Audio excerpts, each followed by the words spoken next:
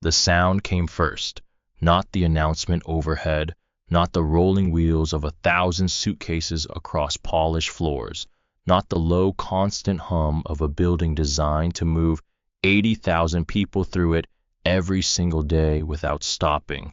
The sound that cut through all of that was a tear, clean, deliberate, final, the kind of sound that a room does not forget. A child, 3 rows back in the queue, grabbed her mother's sleeve. 2 businessmen who had been absorbed in their phones looked up at the same moment, the way people do when something in the air tells them that whatever just happened is not ordinary.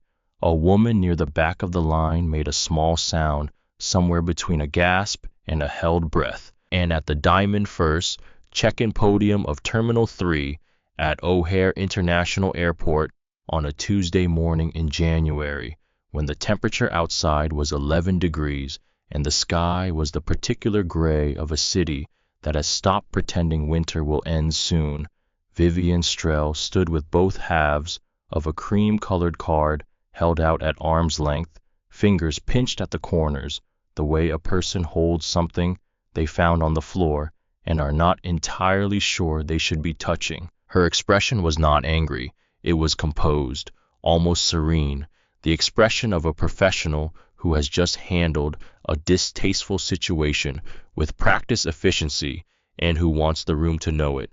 She set the 2 pieces down on the pristine white desk in front of her. She did not look at them again. She looked instead at the man standing on the other side of the velvet rope. She looked at his gray hoodie, the fabric soft with age, the kind of soft that comes not from quality, but from years of washing and wearing and not replacing. She looked at his dark jeans faded at the knees to a color slightly lighter than the rest. She looked at his white sneakers, the left one, with a thin crease across the toe box from years of walking. She looked at the canvas duffel bag hanging from his left shoulder, olive green, the strap slightly frayed at the buckle. She had made her assessment before he had said a single word. The cream-colored cardstock, thick and formal, printed with an old crest, slightly larger than a standard boarding pass, had simply confirmed what she already believed. She raised her chin slightly and addressed the growing queue behind him, her voice carrying the particular quality of a person performing for an audience they have already decided they own. I apologize to all Diamond First passengers for the delay. Security will be with us shortly. We'll have this resolved in just a moment. Several people in the queue shifted. One man near the front exhaled with theatrical impatience. A woman nodded with the tight approval of someone who feels their time has been respected by the acknowledgement that it was being wasted.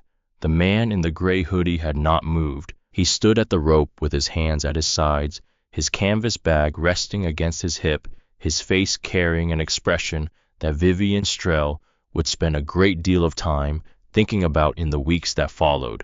It was not anger. It was not embarrassment. It was not the frantic urgency of a man caught in a lie. It was patience, the particular devastating patience of a person who has seen this exact moment before and who knows precisely how it ends. Stop here for just a moment, because what Vivian Strell did not know what no one in that terminal knew, not the man who exhaled in the queue, not the child who had grabbed her mother's sleeve, not the junior agent at the adjacent desk who had gone very still the moment the cream-colored card was first produced, was this. The 2 pieces of cardstock now sitting on the Diamond First podium were not a novelty. They were not a forgery. They were not the work of a scammer who had misjudged his target. They were a Class A legacy bearer bond registered at the highest clearance level in Apex Atlantic Airways Executive, mainframe personally produced at the outgoing chief executive's instruction and hand-delivered 48 hours ago by Edward Whitmore, himself tucked inside a leather folio with a handwritten note that read, "A token of what you are inheriting. We are grateful beyond what this card can say.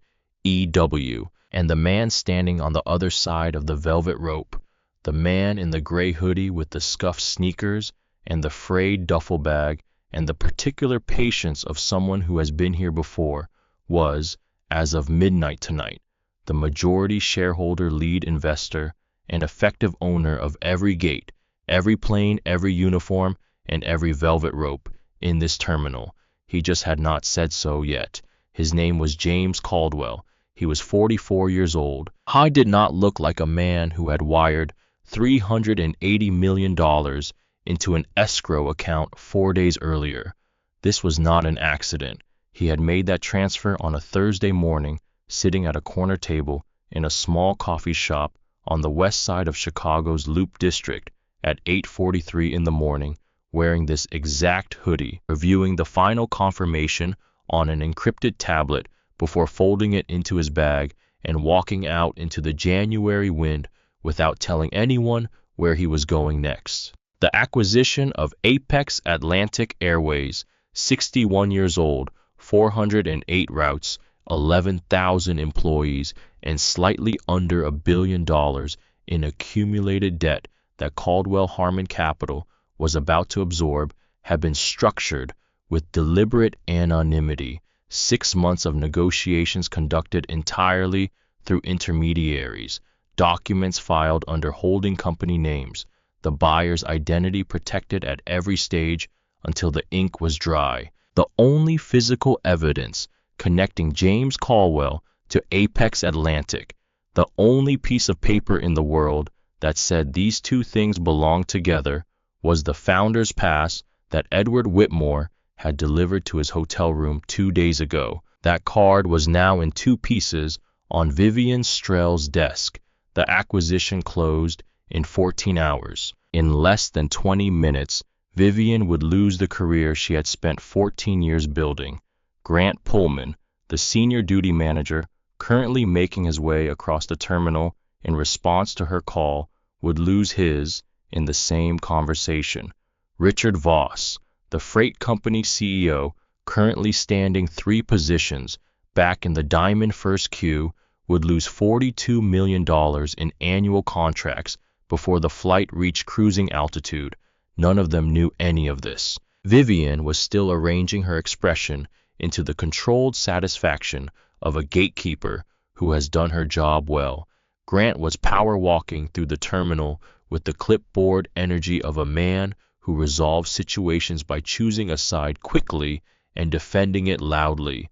Richard Voss was checking his watch and making the kind of eye contact with other passengers that communicated shared conspiratorial exasperation. And James Caldwell stood at the velvet rope with his hands at his sides and his eyes fixed on the 2 halves of a document that no longer needed to be whole to do what it was going to do. He had given her the chance to scan it. She had laughed instead. He had asked her to type the override code. She had torn it instead. He had offered her every exit available to her. She had chosen the most public, most permanent, most self-destroying option on the table.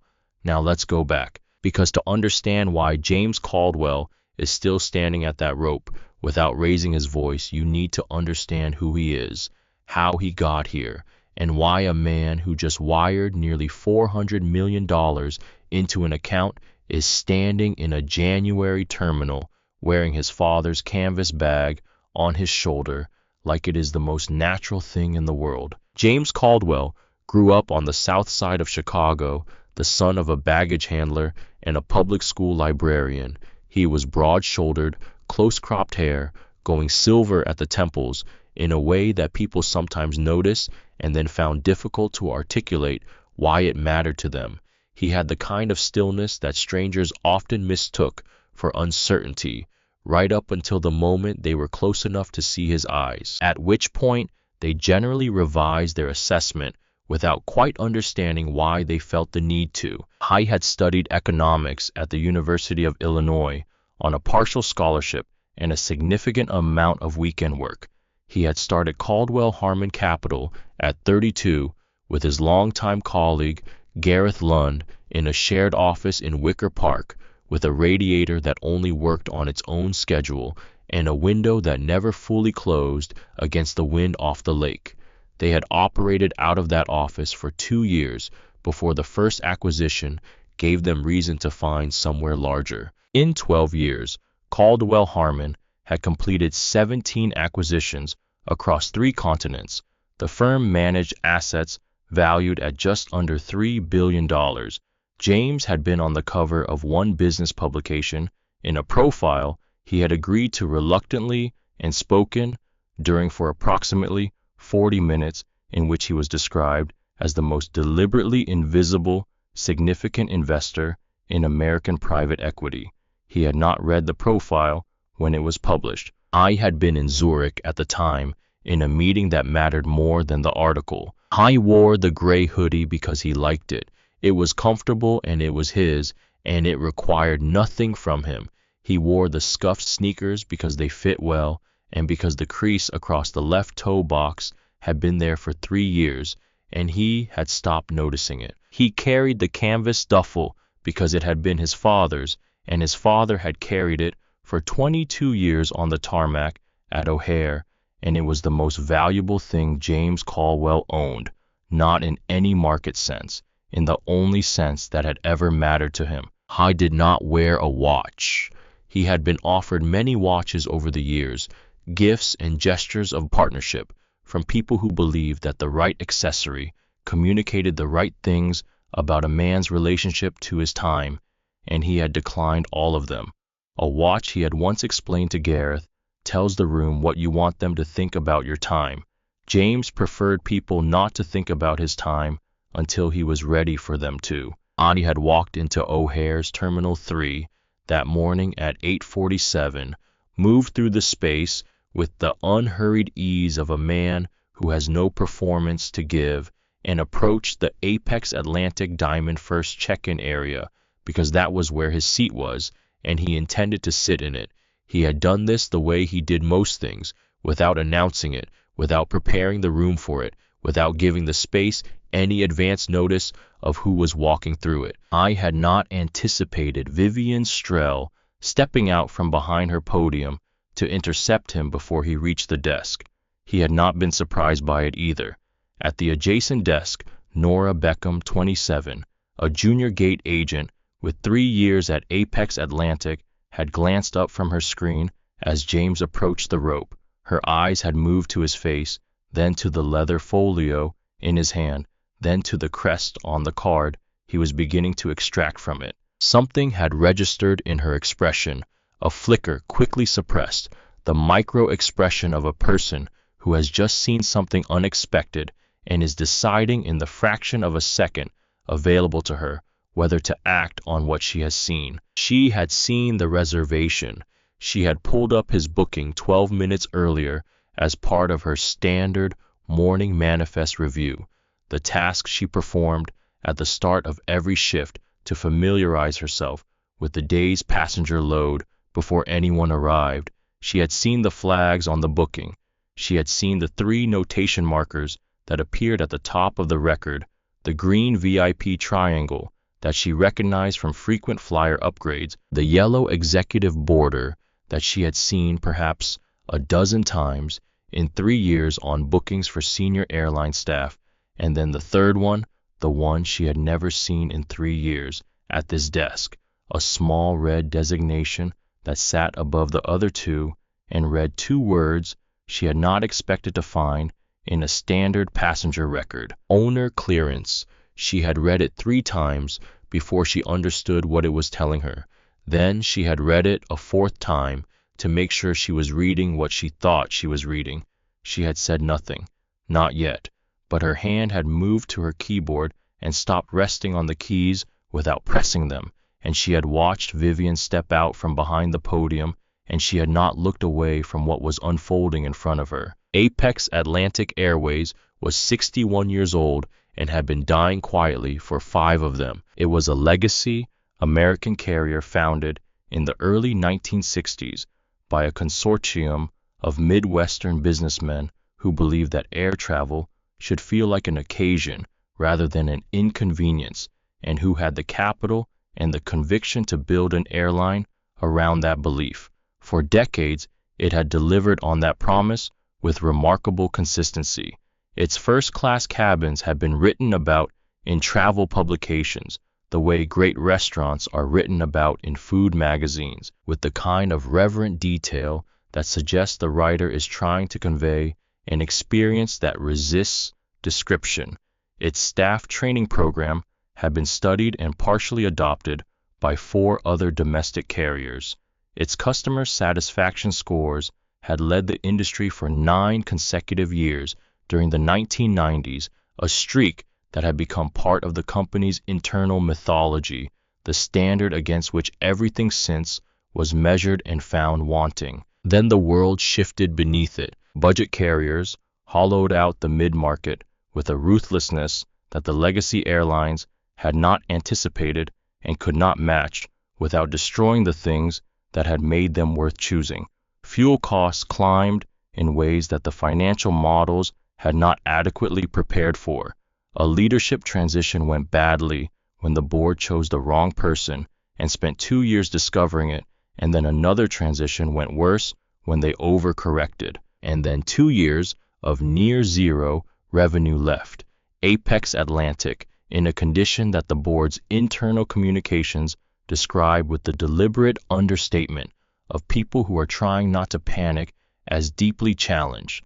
By the time Edward Whitmore, who had taken the helm 18 months ago in what the financial press had accurately described as a last resort appointment, reached out to Caldwell Harmon Capital through a discreet intermediary, Apex Atlantic was 7 months from a bankruptcy filing that would have dissolved the company entirely and sent 11,000 people looking for work in an industry that was not hiring. The deal James Caldwell structured was clean and comprehensive, a capital injection of $380 million, debt restructuring across 6 separate creditor relationships, fleet modernization over a 4-year horizon that would replace the oldest aircraft in the fleet without disrupting the route network, a leadership transition with Edwards staying on in an advisory capacity for 12 months to ensure continuity through the change. The terms were favorable to Apex Atlantic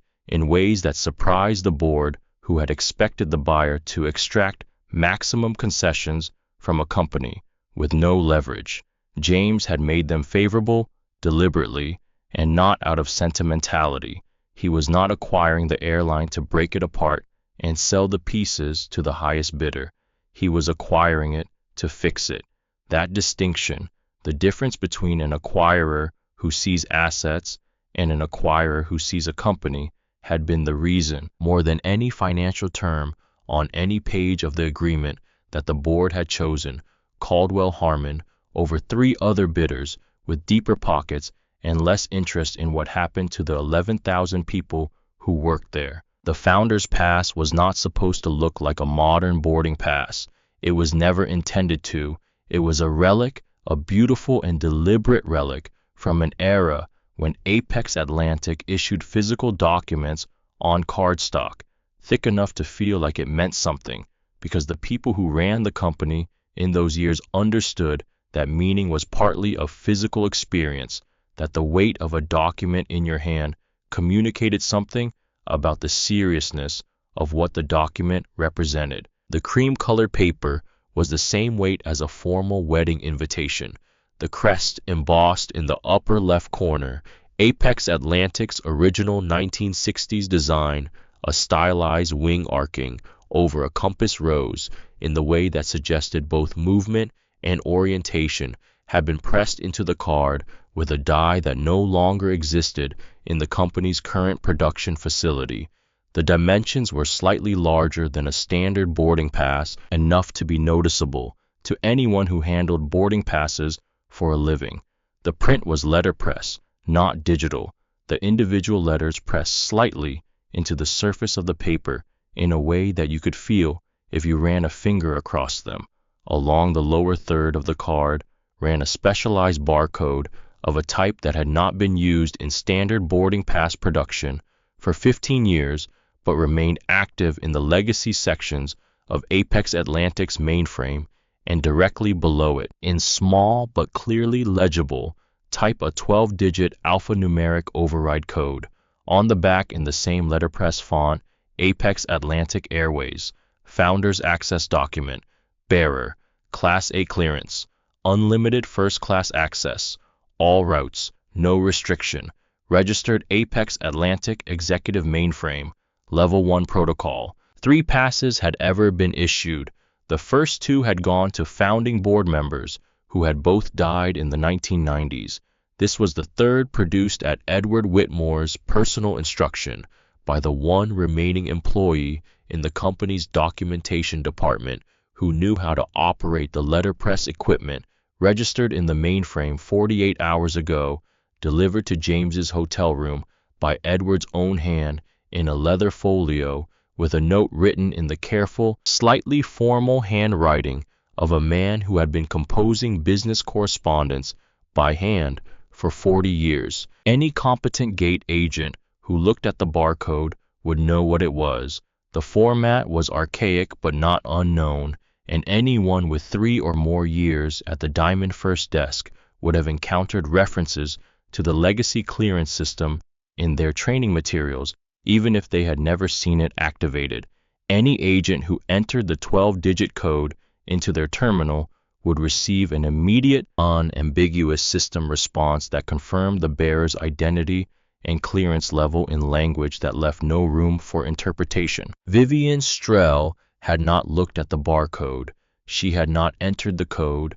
She had looked at the cream-colored card stock, at the old crest, at the slightly unusual dimensions, and then she had looked at James Caldwell's gray hoodie, his faded jeans, his scuffed sneakers, and she had completed the equation. She began solving the moment she stepped out from behind her podium. 4 seconds. That was all it had taken. It had started, as these things usually do, before anyone had said anything wrong. James had stepped onto the burgundy carpet that marked the approach to Diamond First check-in at 8:51. He moved without hurry, the duffel on his left shoulder, the leather folio held in his right hand. He was perhaps 8 steps from the podium when Vivian came out from behind it. She didn't wait for him to reach the desk. That was the tell. The step out from behind the podium, the slight positioning of her body between him and the check-in area, creating an intercept point rather than a welcome point. It was practice, this movement. It had the quality of something done many times before, and it looked to anyone observing it for the first time like helpfulness, like an eager professional moving to assist an approaching passenger before he had to wait in line. It was not helpfulness. "Sir," her voice was pleasant, carrying the particular brightness of someone who has learned to deliver redirection with a smile that makes the redirection feel like a service. Economy check-in is in Zone B at the far end of the terminal. This area is exclusively reserved for Diamond First passengers. James paused. He offered a polite, easy smile, the kind that costs nothing and reveals nothing, the kind of smile that a man develops over 27 years of being redirected in spaces he has every right to occupy. "I'm in the right place," he said. "Thank you." He reached into the leather folio and began to extract the founder's pass. At the adjacent desk, Nora Beckham's hand moved toward her keyboard. Her fingers rested on the keys without pressing them. She had pulled up James's booking 12 minutes ago. She knew what the flags meant. She had been sitting with that knowledge for 12 minutes, watching Vivian across the desk with the specific unease of someone who suspects they are watching a mistake being made in real time and cannot yet decide whether it is their job to stop it or whether doing so would itself be a kind of mistake, with consequences she was not ready to absorb. Vivian intercepted the founder's pass from James's hand before he could lay it on the desk. She took it between 2 fingers, holding it slightly away from her body, as though proximity might be incriminating. She turned it over. She looked at the front. She looked at the back. She did not look at the barcode.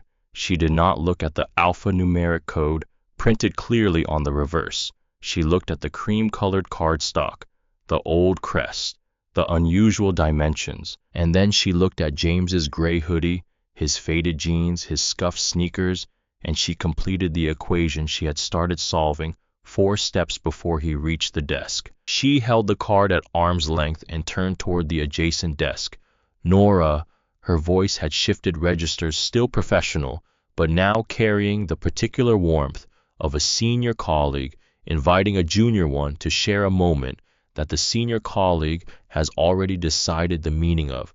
Come look at this. Nora approached. She looked at the pass. She saw the crest. She saw the barcode. She saw the alphanumeric code on the back 12 digits, third line from the bottom printed, clearly in clean letterpress type.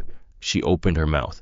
Vivian, I think. Vivian continued speaking over her without acknowledging that Nora had spoken, without breaking the rhythm of what she was doing or turning to look at her, the way a person continues a sentence after a minor interruption that they have decided does not require a response. She tilted the card slightly toward the terminal light and addressed the queue behind James, her voice carrying with the deliberate projection of someone who has decided the audience is the point of what she is doing. Our guest here tells me that the outgoing chief executive of Apex Atlantic personally handed him a first-class pass. A pause calibrated for effect. On what appears to be wedding stationery, a few people in the queue stirred. Someone made a small sound, not quite laughter, the kind of sound that lives on the edge of it, and deniably so.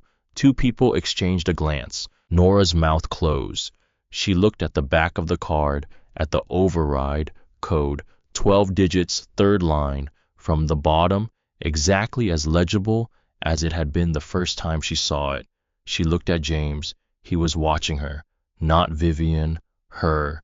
There was no particular expression on his face, no urgency, no plea for intervention, no desperation, just attention, steady and patient. The way a person pays attention when they already know what is going to happen next and is simply watching to confirm it. Nora stepped back. She returned to her desk. Her hands went to the keyboard and stopped there. From 3 positions back in the queue, Richard Voss cleared his throat. He was 57, a large man who wore expensive suits the way some men wear armor, as though the quality of the fabric were evidence of something that needed evidencing. He had built Voss Cargo Partners from a single freight depot in Cleveland into a national operation over 25 years of work that he had spent the subsequent years converting into a personality. I had become the kind of businessman who considers his time a matter of general public concern, who treats the inconvenience of waiting as an affront worthy of editorial comment. He did not address James directly. He addressed the air slightly to the left of James's head in the general direction of the other passengers, performing patience for an audience he had already decided was on his side. Every single time, he said, with the practiced weariness of a man who has made this observation before and expects to make it again. Vivian turned back to James. Sir, she said, the document, if it were genuine, would have a scannable barcode. Scan it yourself if you like. She set the card on the desk between them. James's response came in short sentences, spaced deliberately, the rhythm of a man who has thought about what he is going to say before he says it and is not going to be hurried out of saying it clearly. Scan the barcode. If your system rejects it, I'll walk away and we will never speak of this again. Vivian's chin lifted slightly. Scanning an unauthorized document would violate our cybersecurity protocols. I will not risk the integrity of this system for a piece of cardboard. Then type the alphanumeric code manually, James said. 12 digits, third line from the bottom on the back of that card. It takes 8 seconds. Vivian looked at the back of the card. She saw the code. The number was clearly printed, clearly legible, exactly where he had said it would be, taking up no more space than a line of small type, but requiring no particular effort to read. She did not type it. She looked up from the card, and for the first time, the pleasant professionalism dropped slightly, just enough for James to see what was underneath it. Not anger, something more considered than anger, the settled conviction of a person who has made a decision and is not going to be argued out of it by evidence, because the decision was not made on the basis of evidence and therefore cannot be unmade that way. I will not. Richard Voss stepped forward from his position in the queue, moving past the two passengers between himself and James with the unself-conscious confidence of a man who assumes that space in public exists for his particular use. He planted himself slightly to James's right, angled toward the desk, rather than toward James, a positioning that communicated without stating it, that he was aligning himself with the institution and against the disruption. "I have a board meeting in New York this afternoon," he announced, addressing the terminal more than anyone specific, the statement carrying the implication that board meetings in New York were events whose importance the room should recognize and factor into its behavior. "I paid a significant amount for this ticket, and I did not do so in order to stand here while someone attempts to talk his way into a cabin he has no business being in." He turned to Vivian with the nod of a man recognizing a colleague who is handling a situation correctly. "Call security. Get this resolved." Then he turned to James, a full, slow, deliberate look, top to bottom, and back up, the look a person gives something they are deciding how to categorize and have already decided the category. "Son," he said. The word landed the way flat stones land on still water, without violence, without drama, with the particular weight of something that intends to settle. "The game is up. Whatever you thought was going to happen here, it is not happening. Cut your losses and walk." James did not look at him. He kept his eyes on Vivian. He spoke at a normal conversational volume, the words unhurried and precisely chosen, each one doing only the work it was selected to do. "You should both be very careful about the choices you make in the next few minutes." Richard made the sound again, that short, sharp approximation of a laugh that contained no actual amusement, just the performance of dismissal.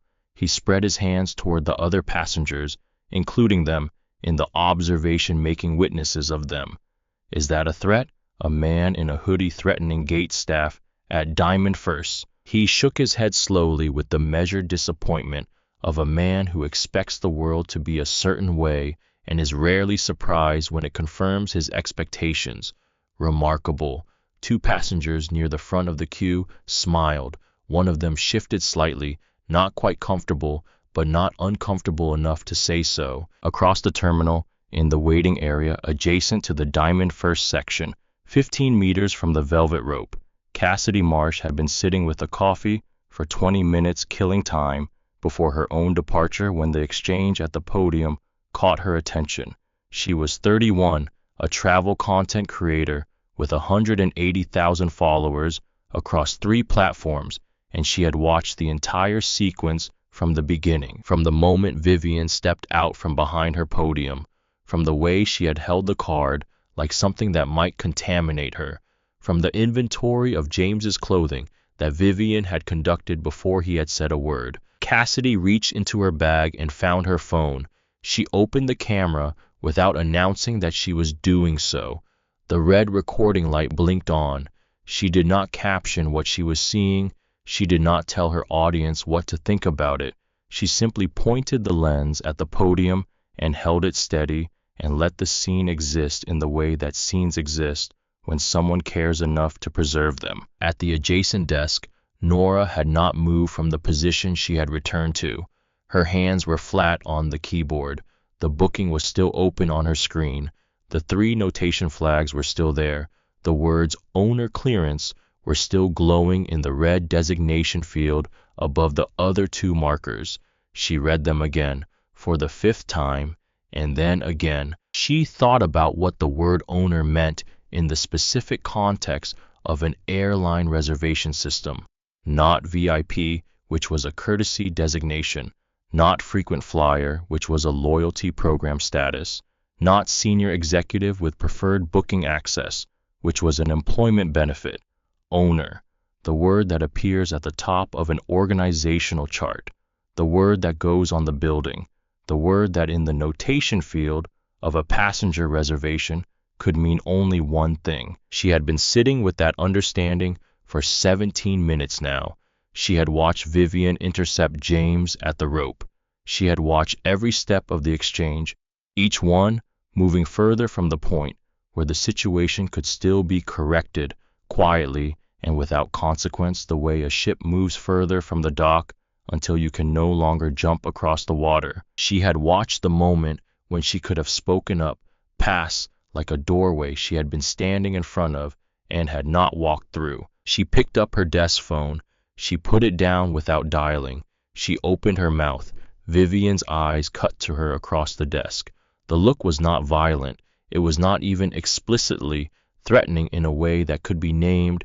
It was simply the look of a senior colleague communicating with complete clarity and zero ambiguity.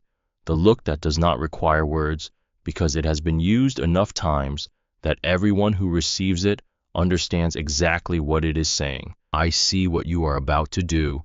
Do not do it. Nora closed her mouth. Her hands rested flat on the desk. The cursor on her screen blinked next to the words owner clearance. James asked one final time. He asked it quietly, without heat, with the precision of a man who understands that what he is doing in this moment is no longer simply trying to board a plane. The plane had receded to a secondary concern some minutes ago. What he was doing now was creating a record, establishing clearly and in front of witnesses that he had offered every reasonable path to resolution and that every one of those paths had been refused. The alphanumeric code, back of the card, 12 digits. Type it manually into your terminal. If the system returns anything other than a valid clearance, I will leave immediately. You will never hear from me again. Vivian looked at the back of the card. She looked at it with the attention of a person who is conducting an examination they have already decided the outcome of. The code was there, 12 digits, clear, clean, legible. Third line from the bottom, exactly as described. She could type it. She was aware that she could type it. 8 seconds. The system would either reject it or it would not. If it rejected it, she would be vindicated. If it did not reject it, she would have information that required her to reconsider everything she had concluded in the past 17 minutes in front of an audience that had watched her conclude it. The second possibility was the problem. In 14 years at this desk, Vivian Strell had not been wrong in a way that was visible. She had been efficient, authoritative, decisive. She had maintained the standard of diamond first with a consistency that her supervisors had noted repeatedly in her performance reviews, with the language of performance reviews that do not contain negative space, the language of someone who has never given anyone a reason to write a different kind of note. Being wrong, being not just wrong, but publicly and visibly and demonstrably wrong in front of a queue of diamond first passengers, in front of a junior colleague she had just silenced across the desk, was not something that her understanding of herself had made room for. And so she did not type the code. She looked at James Caldwell, at his hoodie, his sneakers, his duffel bag, his complete and infuriating refusal to become either aggressive or defeated, and she felt something harden in her that had already been hard, the particular hardening that happens when a person has committed to a position and receives information that contradicts it and chooses the position over the information. She picked up the founder's pass. She placed her thumbs on either side of the card, one on each edge, with the deliberate positioning of someone who has decided what they are about to do and is making sure they do it cleanly. The sound of the tier moved through Terminal 3 like a crack in ice, clean, loud enough to carry, deliberate in a way that could not be mistaken for accident. The cream-colored cardstock split along a perfect vertical line.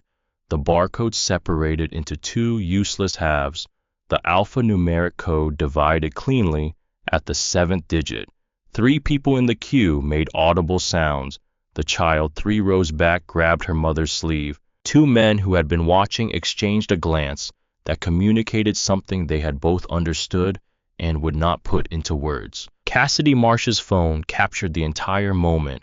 Her hands were steady. The audio was clear. Vivian set the 2 halves on the desk. She pushed them slightly toward James with the tips of her fingers, a small final gesture of transfer, moving something from her side of the desk to his. Then she looked at him with the expression of a gatekeeper who has just confirmed something she always knew to be true and is satisfied to have confirmed it. "There," she said. "Now take your trash and leave this terminal before I have you removed for fraud." The silence that followed lasted 5 full seconds. James looked down at the two halves of the pass. He looked at the split barcode, the divided code, the separated halves of the embossed crest. He did not move to pick them up. He did not speak immediately. He gave the silence the space it needed. When he did speak, his voice had dropped a register, not louder, quieter, but the quality of the quiet had changed in a way that was immediately perceptible to everyone standing within earshot. It was not the quiet of restraint of a man holding something back. It was the quiet of a man who has just received the last piece of information he was waiting for and has made a decision about what to do with it. "You didn't tear that because you thought it was fake," he said. He looked up and met her eyes directly, steady, unhurried. "You tore it because destroying it felt like power, and you wanted an audience for it."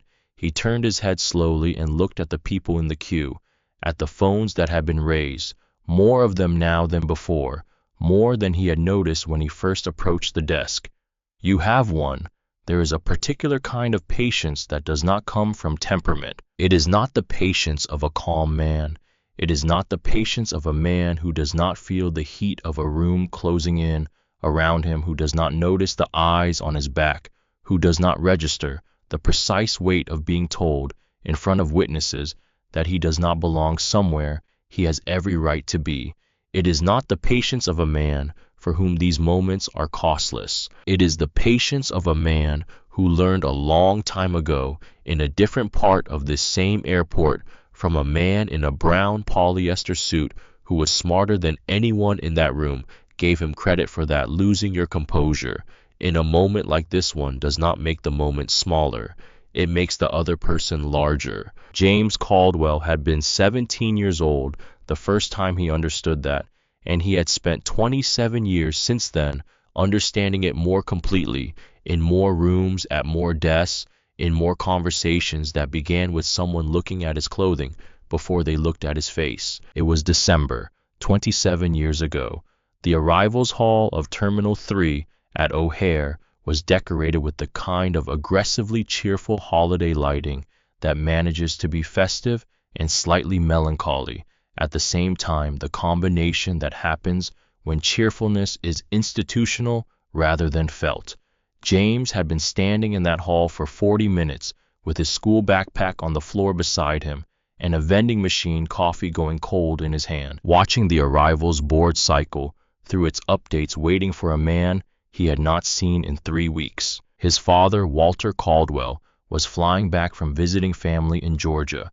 He had used one of his annual staff travel passes, the benefit that came with 22 years of working the ground crew at O'Hare, moving cargo, and managing the tarmac team, and keeping the aircraft serviced and turned around on schedule in conditions that the people who made decisions about conditions rarely experienced themselves.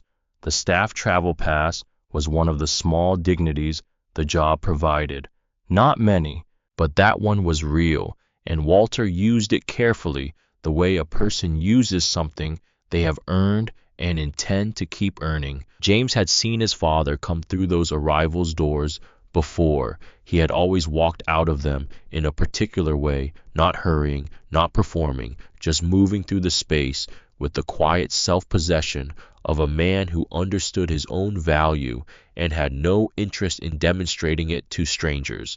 A man who carried himself the way certain buildings carry themselves, without ornament, without apology, with the simple authority of something that was built to last and knows it. But this time, Walter Caldwell was not coming through the arrivals doors. I was standing at a desk near the gate exit with his staff travel pass in one hand and his identification in the other, and a gate agent, a man in his 40s with a red face and the careful, measured enunciation of someone who is choosing words that carry implications without technically stating them, was explaining that staff travel passes required additional verification, that the documentation needed to be cross-checked against employment records, that this was standard procedure applied consistently to all staff travel, and was there perhaps someone who could confirm the passenger's employment status with Apex Atlantic Airways? James had crossed the hall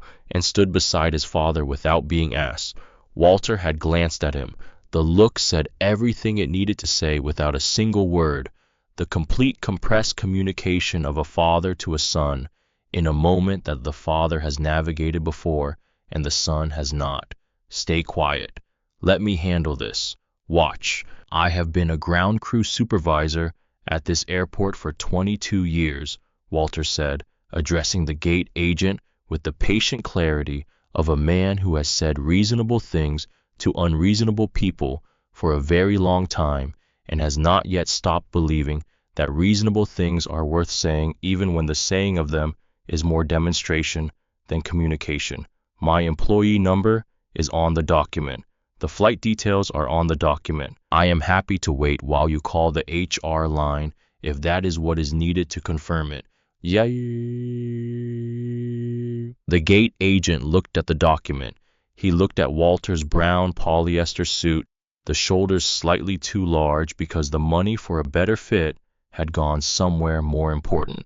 He looked at James standing beside his father with a backpack and a cold cup of coffee and the beginning of something in his chest that was moving fast and hot. These passes are for employees and their immediate family, the gate agent said slowly, as though pace were a substitute for clarity, as though saying something more slowly made it more legitimate. Are you certain you are authorized to use this pass for this particular trip? James felt the thing in his chest move faster, the particular fury of watching someone speak to your father as though his 22 years on the tarmac, his employee number, his identification, his entire documented and provable existence in relation to this airline were not sufficient evidence of his own right to stand where he was standing and be treated like someone whose word meant something. He started to speak. Walter Caldwell placed one hand on his son's arm, not forcefully, just a gentle, steady pressure, warm through the sleeve of James's jacket, that communicated everything it needed to without a single word. I've got this. Watch. This is something I am going to show you.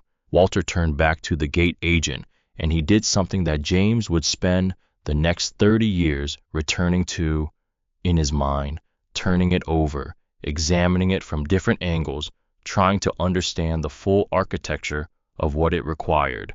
He smiled, not the smile of a man suppressing something, not the smile of performance or accommodation or the careful management of a situation that required managing, the smile of a man who had decided at some point long before this December evening that the only thing the moment could take from him was the thing he chose to give it, and who was choosing very deliberately not to give it anything he could not afford to lose. My son is 17 years old, Walter said, and he has been asking me since he was about 8 years old why the world works the way it does.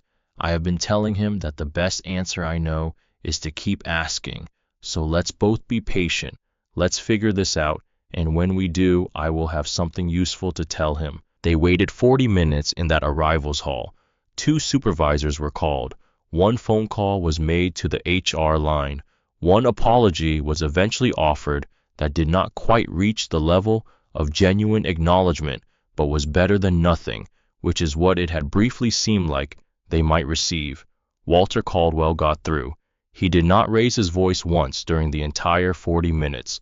Not once, not even close. On the drive home, with the city spreading out on both sides of the expressway and the skyline visible in the rearview mirror, and the heater in the car doing its imperfect best against the December cold, James had asked the question that had been sitting in his chest since the moment he watched his father place a hand on his arm and tell him with that single gesture to put his fury somewhere it could wait. "How did you do that?" he said. How did you hold yourself that way in a moment like that? Walter watched the road for a while. He did this when he was deciding how to say something that mattered, gave the thing the respect of not answering it before he was ready to answer it properly. The moment you lose your composure, he said finally, you give them the story they wanted. He kept his eyes on the road, on the lanes of the expressway and the tail lights ahead of them, and the ordinary ongoing fact of the city moving around them. They wanted a scene, a reason, something they could point to afterward and say, see, that's why. Don't give them a scene, give them the truth and let them figure out what to do with it. James Caldwell had sat with those words for 27 years. He was sitting with them now, standing at a velvet rope in the terminal where his father had once loaded cargo, in the dark and the cold and the noise that never stopped, with two halves of a torn document on the desk in front of him, and a room full of people watching to see what he would do with the next minute. There is something else you need to know before this story moves forward. On the Thursday morning, when James Caldwell wire transferred $380 million into the escrow account that would finalize his ownership of Apex Atlantic Airways, he did not open the transfer confirmation first. He opened his email. He sat at the corner table in the Loop District coffee shop for 5 full minutes, looking at the screen without reading anything on it, his hand resting on the desk beside the encrypted tablet, and on top of his hand, placed there without his consciously doing it, his father's canvas duffel bag. He sat with the weight of it for 5 minutes. Walter Caldwell had retired from Apex Atlantic 3 years after that December night in the arrivals hall with a degenerative back injury that had developed over 2 decades of lifting cargo in conditions that the company would not have considered acceptable for the people it thought of as irreplaceable. The injury had been documented. The relationship between the injury and the conditions of his work had been documented. The compensation had been adequate in the narrow sense of meeting the minimum requirements of adequate. His pension covered rent and utilities with not much remaining at the end of each month. The airline had given him a letter of recognition at his retirement ceremony and a clock that stopped working within a year of his receiving it. Ha died when James was 29 years old from causes unrelated to the back injury, but not entirely separable from the accumulated physical cost of 22 years of the work. He died 2 years before Caldwell Harmon Capital completed its first acquisition. He never knew what his son would build. He never knew that the building of it had anything to do with him. But on the morning James completed the transfer that purchased the airline his father had given his back to before he pressed the button that finalized it, the one thing he reached for was the duffel bag Walter had carried across that tarmac for 22 years. He held it for 5 minutes. Then he pressed confirm. I was thinking about that morning now, standing in the fluorescent light and the ambient noise of Terminal 3, with the cold of the January day still present in the walls and the glass. He was thinking about a coffee shop table and a canvas bag and the thing he owed his father that no document could quantify. He came back to the terminal. The 2 halves of the pass were still on the desk where Vivian had pushed them. The barcode was split cleanly down the center. The alphanumeric code was still legible on both pieces to anyone who cared to look at it. Nobody on Vivian Strell's side of the desk was looking at it. Grant Pullman arrived from the direction of Gate 14 with the energy of a man who has been called away from something he considered more important and intends to communicate this through the quality of his arrival. He was 53, gray suit, silver badge on his lapel reading Senior Duty Manager in the font of official designations clipboard held at a slightly aggressive angle that broadcast authority to anyone familiar with the visual language of airport hierarchy. I took in the scene in 4 seconds. He did not in those 4 seconds ask himself any questions about what he was seeing. He processed the available information in the order his instincts shaped by 6 years in this terminal prioritized it. Staff behind desk, composed and professional. Adjacent staff tense, hands on keyboard not moving. man in casual clothing at the rope, 2 pieces of torn paper on the desk in front of him, growing ring of observers with phones raised. Han aligned himself with the desk. What's the situation, Vivian? Vivian's account was fluent and confident, the account of a person who has been doing something she believes in and expects to be supported in doing it. A man had entered the Diamond First area without a valid booking.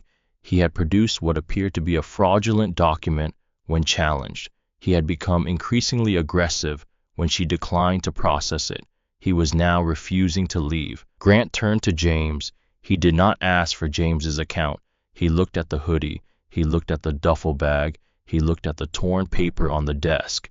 His expression confirmed that his assessment was complete. Sir, the word carried no warmth whatsoever, just the flat bureaucratic authority of a designation. You are being removed from this terminal. Apex Atlantic takes fraud seriously, and we, Apex Atlantic, James said. Grant stopped. What? You said Apex Atlantic just now. Before that you said Meridian Air. This is an Apex Atlantic gate. James looked at him with the level attention of a man who notices everything and has thought carefully about what to do with what he notices. You have been the senior duty manager of this terminal for how long? Grant's jaw tightened. 6 years. 6 years, James repeated. Han did not say anything else about it. He did not need to. The observation had landed where it needed to land, in the specific part of Grant Pullman's professional self-understanding that would spend the next several months replaying it. Grant reached for his radio. Before he pressed the button, James spoke again. Before you use that. His voice was even, without urgency, without the pleading quality that people in his position often develop when they were genuinely trying to prevent a situation from becoming worse. You are the senior duty manager. You have access to the Level 1 executive terminal system on that desk. I am asking you, not demanding asking, to enter a 12-digit code into that terminal before you make a decision that you will not be able to reverse. Grant's hand had stopped on the radio, not because he was genuinely considering the request, but because the phrase Level 1 executive terminal system had landed somewhere in his professional memory as a term he recognized without being entirely able to place where he had encountered it before. He looked at Vivian. Vivian shook her head once. Small, deliberate, the headshake of a person who has made a decision and is communicating to a colleague that the decision is made and does not need to be revisited. Grant looked back at James. I don't take orders from passengers, he said. James looked at him steadily. I know, he said. That's the problem.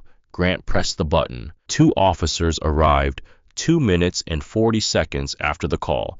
They were professional, efficient, well-trained for exactly this category of situation, a report of a disruptive individual at a premium check-in desk, possible fraud subject, refusing to leave.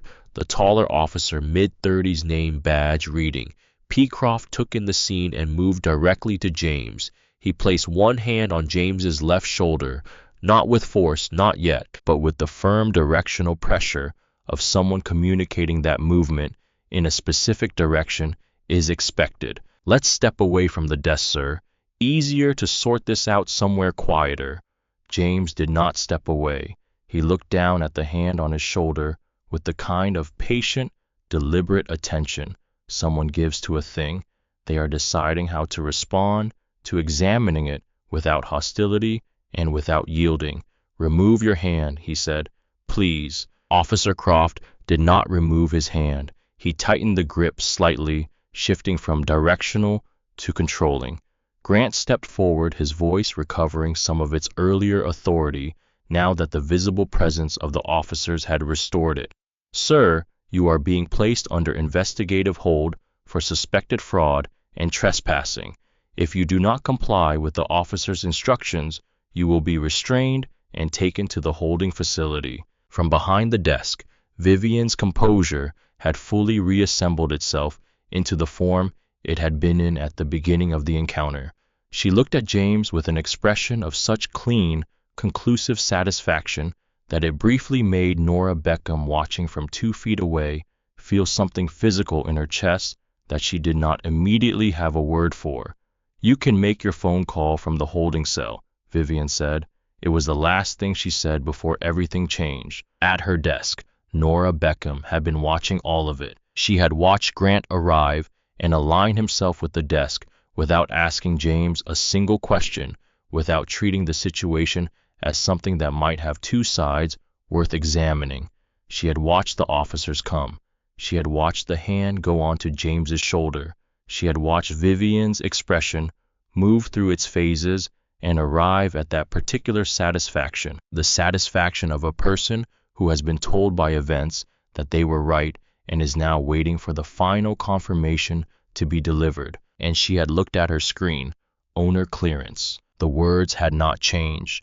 They were still there in the red designation field, glowing with the particular quality of text that a system has been configured to display prominently because the people who designed the system understood that it was information that should not be missed. She had read the full notation text beneath the flags. She had read it 4 times. She knew every word of what it said, and she knew what every word meant, and she had been sitting with the gap between what she knew and what she was doing with what she knew for 23 minutes, the gap widening with every minute that passed, getting heavier in the way that gaps get heavier when you continue to choose not to close them. She had been telling herself that it was not her place, that she might have misread the flags, that Vivian had 14 years of experience and she had 3, and that 3 years was not enough to override 14, that the judgment of a junior employee about a situation involving a senior colleague was not the kind of judgment that junior employees were in a position to act on. She had been telling herself the things that people tell themselves when they want to stay where it is safe and have reasons that sound like judgment rather than fear. And then she heard Vivian say, "You can make your phone call from the holding cell." Something in Nora Beckham's chest made a small definitive sound, the sound of a door that had been leaning against its frame for 23 minutes, finally closing all the way. She pushed her chair back. She stood up. She stepped out from behind her desk. Her voice, when it came, was not steady in the way that voices are steady when there is nothing in them but confidence. It shook slightly, the specific shakiness of a voice that is carrying more than its ordinary weight, that is being asked to do something its owner is not sure it can do and is doing anyway. The shakiness that is the opposite of uncertainty because it comes from a decision already made. His name is in the system. Everyone near the desk turned. "I pulled the reservation 23 minutes ago as part of my standard morning manifest review. His booking carries 3 notation flags: VIP executive level and owner clearance." She paused for a breath that she needed. "I have never seen owner clearance in a notation field in 3 years at this desk." Vivian had turned fully to face her now. Her expression had moved through surprise and arrived somewhere colder, the specific cold of someone whose authority has just been publicly challenged by someone who was not supposed to be in a position to challenge it. When she spoke, Nora's name was 1 syllable, and it was a complete sentence. It contained everything that needed to be communicated without stating any of it explicitly. Nora. Nora looked at her. She looked at the controlled anger in Vivian's face, the certainty, the complete conviction that authority was on her side, and that the only thing required was to wait for the junior employee in front of her to remember where junior employees stand. Then she looked at James. Something passed between them in that moment that was not words and not even a specific expression that could be named. The particular acknowledgement of 2 people who recognize in each other the same understanding of how this moment works, what it costs, and what it means to be standing in it. "The notation states," Nora continued, and her voice was finding its own momentum, now steadying itself on the words as she said them.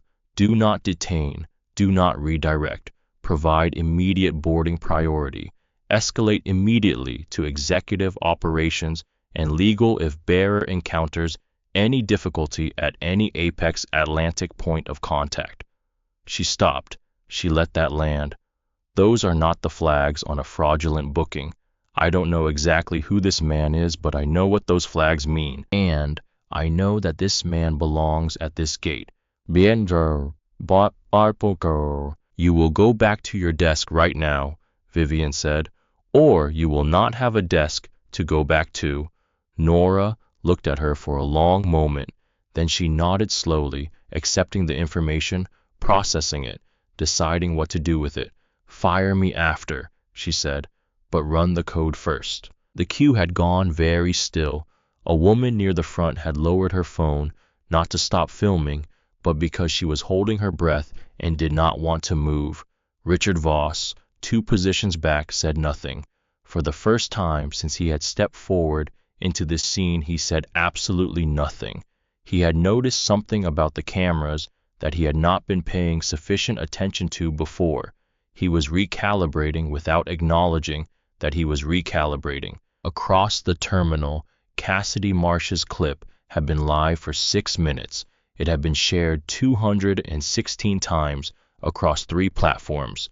She had not captioned it with outrage, had not told her audience how to feel about it, had not added a single word of editorial framing.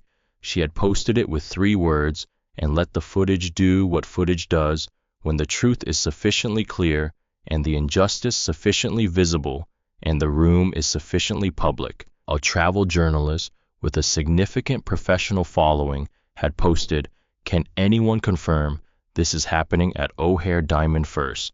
Right now." Multiple people sending this to me. Waiting for comment from Apex Atlantic Communications. The hashtag had appeared without anyone organizing it. The organic result of dozens of people trying to find the same piece of information in the same place at the same time. None of this had reached Vivian yet. She was still behind the desk, still in the posture of a gatekeeper who had done her job. Grant was still holding his radio. The officers were still positioned on either side of James. James reached into the pocket of his hoodie, not quickly, not dramatically, the slow, deliberate movement of a man who wants every person in the room to see exactly what he is doing and to understand that what he is doing is entirely intentional and entirely visible. He produced a phone black rectangular, slightly heavier than a standard consumer model. He held it up so that the officers could see it clearly. "I am going to make one phone call," he said. "After I make it, you can do whatever you believe is necessary." He looked at Vivian across the desk. Something in his face had gone entirely still, the patience resolving into something that was not patience at all, but something older and more irrevocable. The expression of a person who has been given all the information they needed and has decided what it means. "I have been standing at this rope for 22 minutes, he said. "I have asked 3 times to have a 12-digit code entered into a terminal. 8 seconds. That is all it would have taken. 8 seconds. He looked at Grant. "I asked you as well. You had access. You chose not to use it." He looked at the 2 officers. "I asked before any of you arrived. The answer was the same each time." His voice did not rise. It did not need to. "All right," he said quietly. "Then let's end this." Ha dialed. The phone rang once before connecting. James spoke without preamble, without the social lubrication of greeting. "Gareth, I need you to conference Edward Whitmore and hold him on the line until I ask you to put him through on speaker." A pause. The sound of a man on the other end of the line, processing the specific quality of James's voice and understanding from it that the situation is serious. How bad? The pass is in 2 pieces on the desk. "Grant Pullman has called airport police. I have an officer's hand on my shoulder and a pending fraud charge." A silence that was almost not a silence at all, the silence of rapid calculation rather than absence of thought. "Give me 60 seconds, Gareth said. James lowered the phone and looked at the terminal. He looked at the people who were watching the loose gathering that forms when strangers recognize they are witnessing something that will be discussed and remembered and that they want to be able to say they saw. He looked at Cassidy Marsh still filming from the waiting area, her phone held with the steady hands of someone who has decided that the most useful thing she can do in this moment is to keep the lens pointed at the truth and let the truth speak for itself without assistance. He looked at Nora Beckham, standing just outside the perimeter of her desk, both hands at her sides, not sitting back down. Her expression was not asking for anything. It had the quality of someone who has already decided something and is simply present in the decision. He looked at Richard Voss, who had taken two small, possibly unconscious steps backward from his earlier position and was holding himself very still in the way that people hold themselves when they have decided that stillness is the best available strategy for reducing their visibility. He looked at Grant Pullman, radio in hand, waiting. He looked at Vivian behind the desk, still composed, still certain, still about to be neither. 58 seconds after he had said 60, Gareth's voice returned. Edward is on the line. He knows the situation. He's ready. One moment, James said. He looked at Grant Pullman. My associate would like a word. You'll want to hear this. He pressed the speaker button. The voice that came through was 68 years old, and it carried the particular clarity of someone who has spent a long career understanding that how something is said determines whether it is heard, and who has learned to say things in a way that does not leave room for mishearing.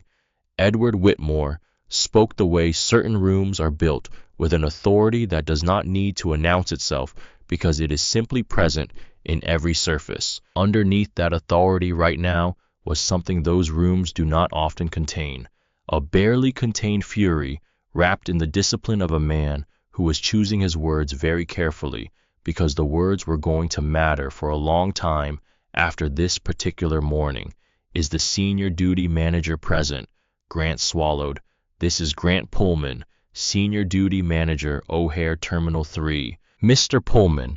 The voice was measured, precise, the calm of a man who is furious and who is choosing not to be, which is its own specific and recognizable kind of terrifying.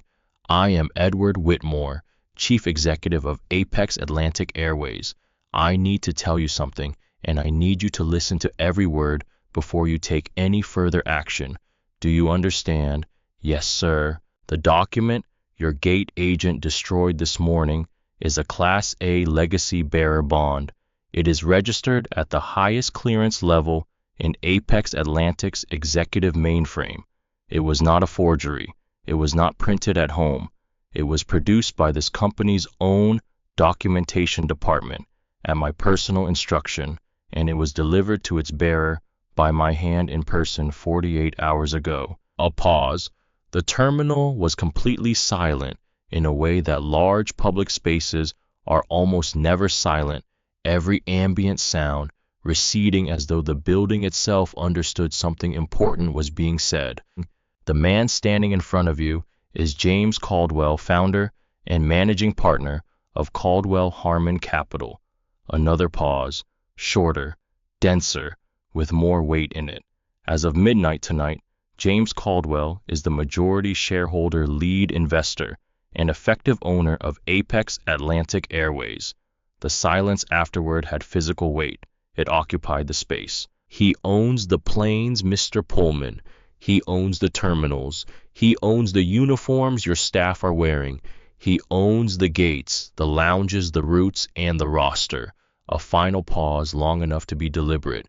He owns your gate, and unless I am catastrophically mistaken, he owns the employment contracts of every single person currently standing between him and his seat. The silence that followed lasted long enough for a jet somewhere beyond the terminal windows to spool its engines for departure, the sound bleeding through from the tarmac outside the reminder that the world beyond this particular pocket of air had not stopped. Officer Croft's hand, the one that had been resting on James's shoulder, was no longer resting on James's shoulder.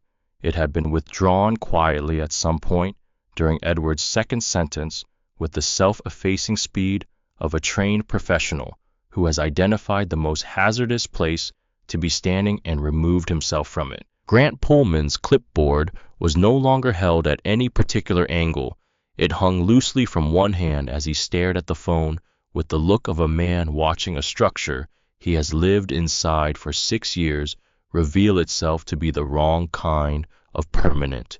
Richard Voss had gone the specific color of a person whose blood has made a rapid and comprehensive decision about where in the body it most urgently needs to be right now. Vivian Strell had not moved.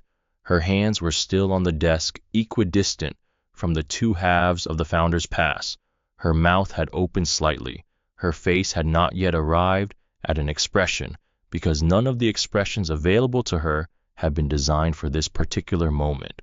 Nora Beckham was already typing. She had sat back down at her terminal the moment Edward Whitmore began speaking, not out of compliance but out of purpose, the focused energy of someone who knows exactly what needs to happen next and is doing it without waiting to be asked or told. Her fingers navigated 3 layers below the standard check-in interface to the legacy command terminal that most agents working the Diamond First desk did not know existed.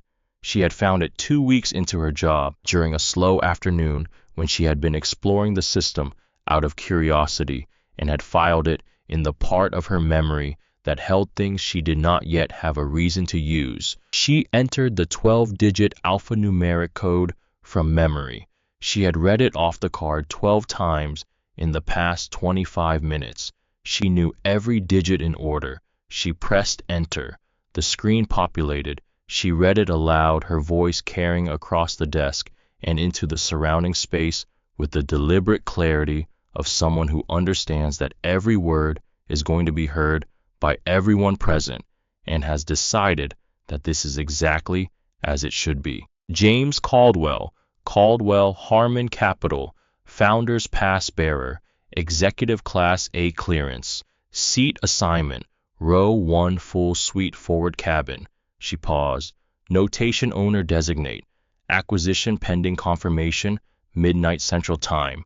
She paused again, read the next line. Do not detain, do not redirect, provide immediate boarding priority. Another line. If bearer encounters difficulty at any apex, Atlantic point of contact, escalate immediately to executive operations and legal. Immediate escalation required. Senior duty manager to be notified at point of first difficulty. She looked up from the screen. She looked at Grant Pullman with a directness that did not require anything additional to communicate what it was communicating. You were supposed to be notified when the difficulty began, she said, not to create more of it. She looked at Vivian. Vivian did not respond. Grant opened his mouth. He attempted in a voice that had been stripped of its earlier authority, the way paint is stripped from a surface, to suggest that sophisticated actors had been known to access legacy systems, that notation fields had documented vulnerabilities, that override flags proved only their own presence and not the validity of the underlying credentials. The system confirms, Nora said. She said it quietly, without aggression, with the flat, irrevocable finality of a fact that does not require defense, because it does not require anything at all except to exist. He is who he says he is. The document was real, and it is now in 2 pieces on that desk. The queue behind James was no longer a queue in any functional sense. It had become an audience arranged in a loose arc, every person in it holding a phone at angles that were no longer discrete, most of them no longer pretending they were not filming. The woman with the Diamond First lanyard around her neck had turned to face the desk directly. When she spoke, her voice was loud enough to carry beyond the people immediately around her. I filed a complaint about this desk 8 months ago. I watched a passenger turned away in front of me. I filed that one too. She stopped. Nothing happened.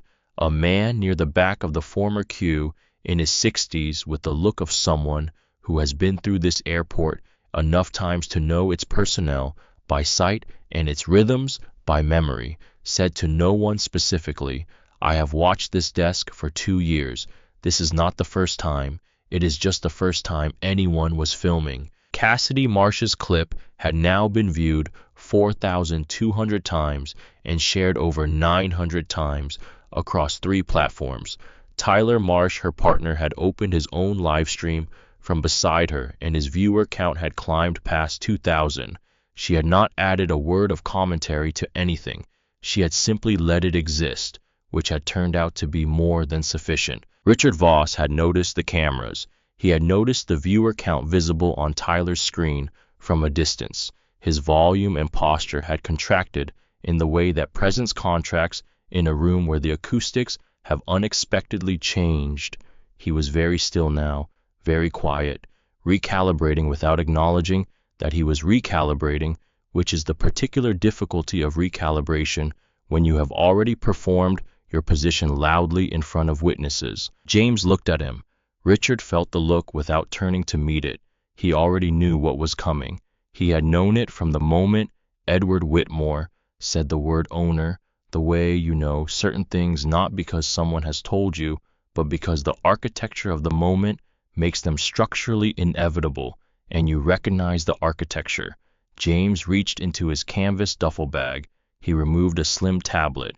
He unlocked it. He turned it to face Richard Voss. On the screen was a document fully populated, fully prepared, every field complete. The name at the top of the termination section read, Voss Cargo Partners. The date was today. The reason field read Morality Clause Activation, Gross Conduct Violation, Discriminatory Behavior toward Company Principal. It had been prepared by Gareth as part of the acquisition protocol, a termination package ready for any major vendor whose principals engaged in conduct that triggered the morality clause embedded in every Apex Atlantic commercial contract. James had not known Richard Voss would be in this queue this morning, but he had known that the document existed, and he had known where to find it. And when Richard had said, "Son," and laughed and called him remarkable, he had known that the document would be needed. Richard stared at the screen. The color that had left his face had not returned. "The contract does not renew," James said. "Your access to Apex Atlantic facilities is revoked as of midnight tonight. Gareth is sending formal notice to your legal team before this flight departs." Richard's mouth tightened. When he spoke, his voice had the quality of a facade after a structural failure, still present in its component pieces, no longer holding together in the way it was designed to. "That contract is 20% of my company's annual revenue." James looked at him without heat and without mercy and without the satisfaction that the situation might have seemed to call for, because satisfaction was not what the situation called for. It called for precision. "Your choices made it a professional matter," he said. "I didn't." He put the tablet away. "Sit down, Richard. There is nothing left to negotiate." Richard Voss sat down. "There is a difference between a man who wins and a man who finishes. Winning has a sound to it, a temperature. It fills a room in a particular way, loud and warm and unmistakable, the specific electricity of someone who has just proven something they needed to prove and wants the room to know it was proven. It is what people brace for when they have been watching a confrontation build toward its conclusion, because it is what they expect conclusions to look like. What James Caldwell did next was not that. He stood at the velvet rope for a moment after Richard Voss sat down. He did not look at the crowd.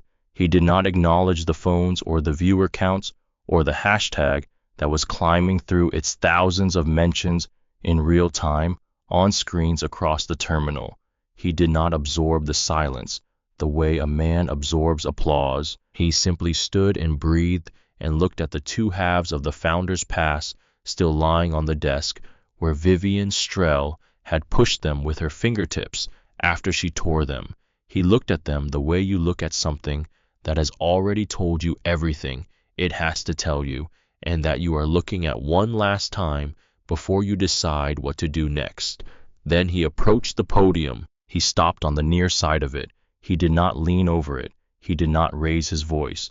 The crowd around him had arranged itself into the particular formation that a room makes when it senses that something private and important is about to happen in a public space, creating space for it without being directed to the instinctive choreography of people who understand that some things deserve room.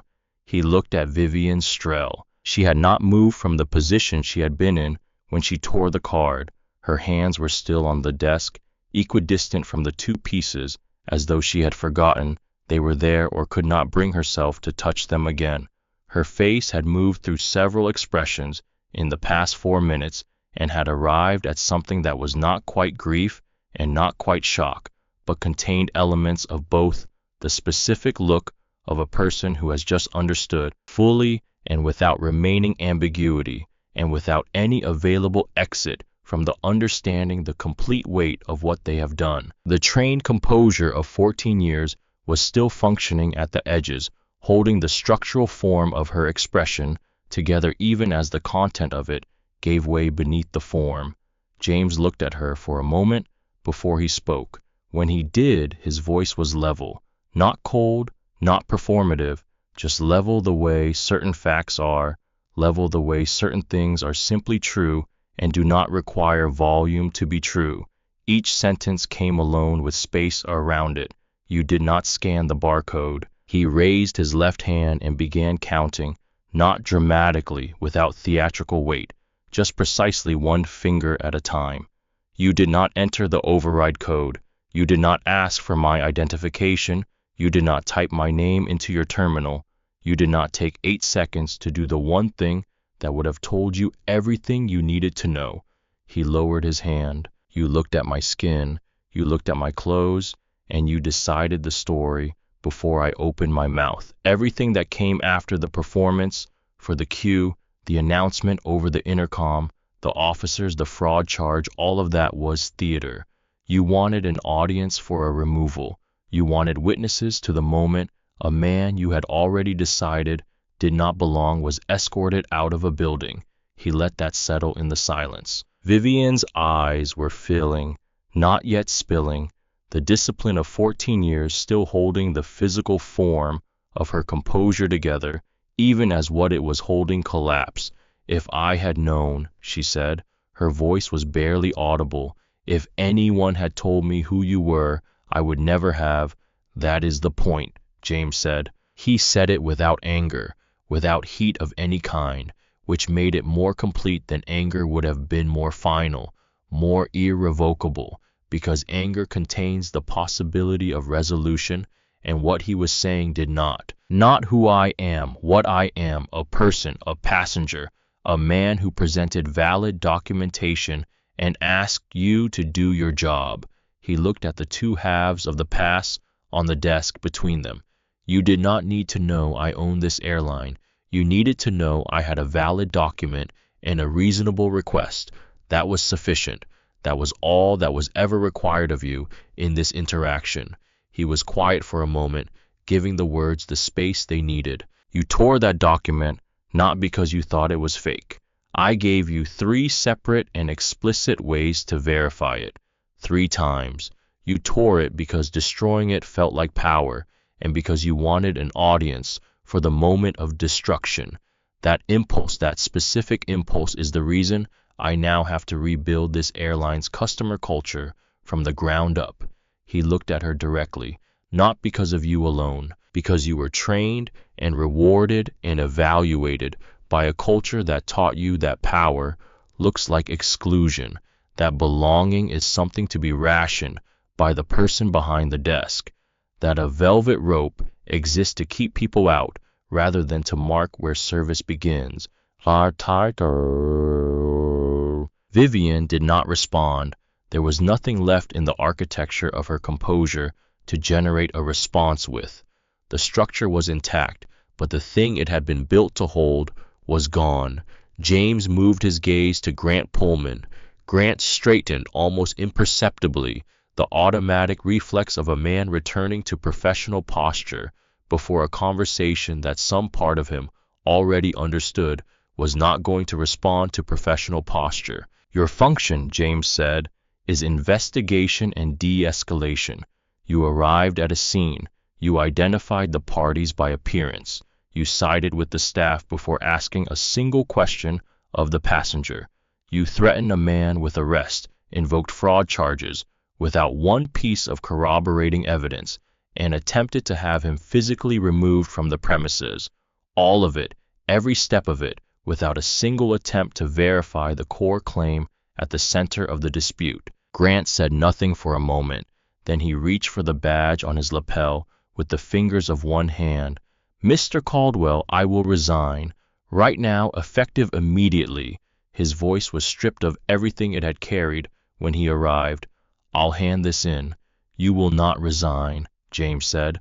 The words were not harsh, they were not raised, but they were completely final, in the way that certain doors are final when they close. You know from the sound that they are not going to open again. Resignation gives you control of the narrative. You walked into this terminal this morning and made a series of choices, and those choices have consequences that you do not get to manage by handing in a badge on your own timeline. You will be terminated for cause, gross misconduct, discriminatory conduct toward a company principal. The record will specify exactly what happened here and exactly why in language that leaves no room for interpretation. That record follows you. Grant's hand dropped from his badge. He stood very still. James looked at both of them together, not with the sweeping judgment of a man performing for an audience, but with the quiet, exhausted clarity of a person who has been arriving at the same destination by different roads for 27 years and is tired of the journey in the way that you are tired of something you know will continue. "This is not about me," he said. "I can absorb today. I have absorbed versions of today for most of my adult life. What this is about is the person who comes to this desk next week and the week after and the year after that. The person who does not own the airline, who has a valid ticket, a reasonable request, ordinary clothes, and nothing to prove except their right to be treated like a human being when they approach this desk. That person has been going home from here for years. That is the thing that ends today, not because of what happened to me, because of what has been happening here for a long time and what will not happen here anymore." The terminal was completely quiet. Even the background sound of O'Hare, the announcement cycling through gates, the distant percussion of rolling luggage, the low-frequency hum of a building in constant motion seemed to have reduced itself out of something like respect for what was being said. James turned to Nora Beckham. She was standing just outside the perimeter of her desk area, not quite at the desk, not quite away from it, occupying the physical space of someone who has stepped out of one role without yet having a name for the next one. James looked at her with a directness that was different from the way he had looked at Vivian or Grant. It was the look of someone conducting an honest assessment rather than delivering a judgment, the look of someone who is actually seeing the person in front of them, which is rarer than it should be. "You saw the notation 23 minutes ago," he said. "Yes." "And you said nothing." Nora did not look away. "I was afraid." "What were you afraid of?" She answered without hesitation, because the answer was the one completely true thing she had been carrying for the past 23 minutes, and she was done being careful with it or presenting it in a way that made her look better than she had been. "Losing my job, being told I had misread the flags, being wrong in front of everyone and having nowhere to go from it." James nodded slowly. "That is honest," he said. "Most people in that position reach for a more flattering explanation." I was quiet for a moment. In that moment, Nora understood that she was not being excused. She was being seen, which is different and harder, and in some way she was beginning to understand more valuable. "Your instinct was correct from the first minute," James said. "Your nerve took 23 minutes to catch up with your conscience. That is a gap we can work with." He glanced toward the empty podium where Vivian had been standing. 14 years of the same error repeated daily, rewarded annually, without a single visible crack. That is a different kind of problem entirely. He reached into his canvas duffel and produced a slim card, plain white. his name, a direct phone number, no title, no company logo, nothing that announced what the card represented or why it mattered. Effective immediately, you are acting senior gate supervisor for this terminal. The formal paperwork will be processed today, and you will have written confirmation before your shift ends tonight. He held out the card. When you have questions, call this number directly, not through channels, directly. Nora took the card. Her hand was completely steady. You will also work with the oversight panel I am establishing to rewrite the de-escalation and verification protocols for this terminal, starting with the procedures that failed this morning. He looked at her with the level attention he gave to things that mattered. 3 years is long enough to know how this place actually works. That knowledge is exactly what I need. The people who have been here 30 years without noticing anything wrong are not the people who are going to fix it. Nora looked at the card. She looked at the desk behind her. She looked at the terminal floor beyond the velvet rope, the passengers still moving through in their full variety, families and business travelers, and people carrying everything they owned, and people carrying nothing, all of them moving through a space that had just changed without any of them knowing it yet. "I won't let you down," she said. James looked at her for a moment. "I know," he said. "That's why I'm not worried about it." He turned back to the desk. He picked up the boarding pass that Nora had generated from the override code, the new one, crisp and white with the Apex Atlantic crest in the upper right corner and row 1 printed in clean black type. He picked up his canvas duffel bag and settled the strap on his shoulder in the way he had done 10,000 times. He reached down and picked up the 2 halves of the Founder's Pass from the desk where Vivian had left them. He held them for a moment. The barcode split down the center. The alphanumeric code divided at the 7th digit. The embossed crest separated into 2 halves of a compass rose. He did not throw them away. He folded them carefully and placed them in the inside pocket of his jacket where they would remain. He walked toward the jet bridge. He did not look back. Margot Fielding had been a purser with Apex Atlantic for 34 years. She was 61, silver-haired, with service pins from 3 different aircraft types fastened to her lapel, in the way that certain people wear their history, not as decoration, but as record, each one a year made tangible. She had spent 34 years managing the interior atmosphere of pressurized metal cylinders at 35,000 feet through delays, diversions, medical emergencies, and the complete spectrum of human behavior that reveals itself when people are suspended between places with nowhere else to be. She had delivered difficult news calmly. She had rerouted 450 passengers during a weather closure with less than 4 hours of sleep. She had handled on 6 continents the entire complicated range of what it means to be genuinely responsible for other people in the air. She had heard about what happened at the Diamond First desk before the aircraft door closed. The crew had. Word moves through a flight crew the way weather moves through a terminal, faster than the official channels carried by people who understand that knowing what is coming is part of the job. She was standing at the forward galley when James stepped through the door. The rest of the cabin crew stood behind her in a line that was professional without being stiff, respectful without being theatrical. Margot stepped forward and extended her hand. "Welcome aboard, Mr. Caldwell."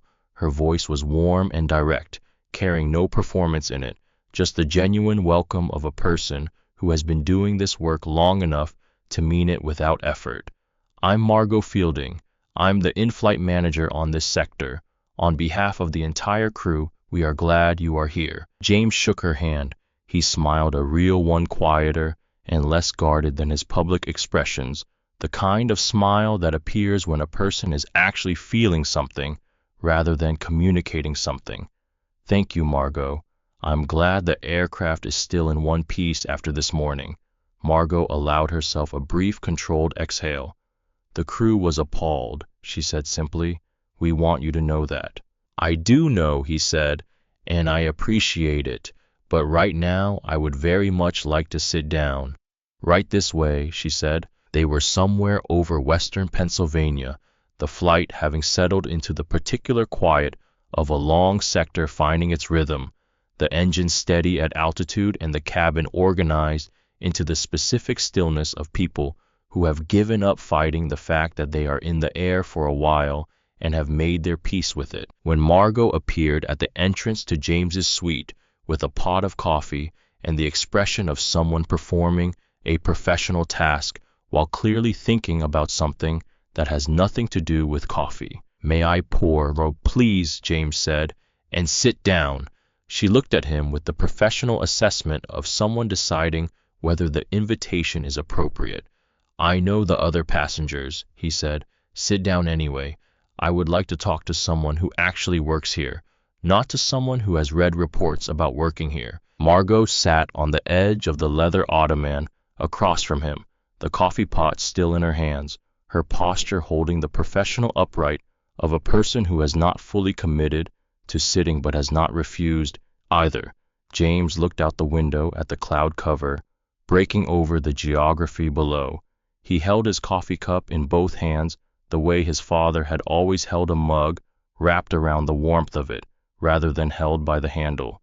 "My father's name was Walter Caldwell," he said. Margot's expression shifted into the particular stillness of a person who has just understood that they are about to hear something important and has decided to be entirely present for it. He worked for Apex Atlantic for 22 years, ground crew supervisor at O'Hare. He loaded cargo and managed the tarmac team and kept the operation running in conditions that would have been considered unacceptable for the people who made decisions about what conditions were acceptable. James was quiet for a moment.